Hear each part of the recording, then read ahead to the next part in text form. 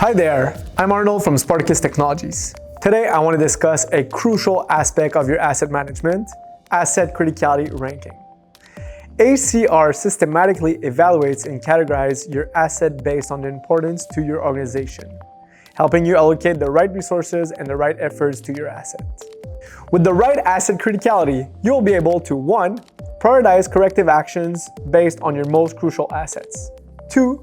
Remove emotion out of the picture with objective asset evaluation. And 3. Ultimately, you'll be able to define the appropriate strategy for each asset based on its criticality. At Spartacus, we can support you throughout the entire project or simply assist with some specific steps.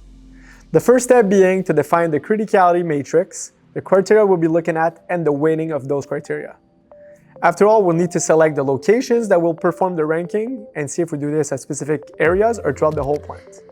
And ultimately, we'll be able to finalize the criticality report and upload the values back to your CMMS. By the end of our partnership, you'll receive a comprehensive list of all your assets, each categorized by its criticality level.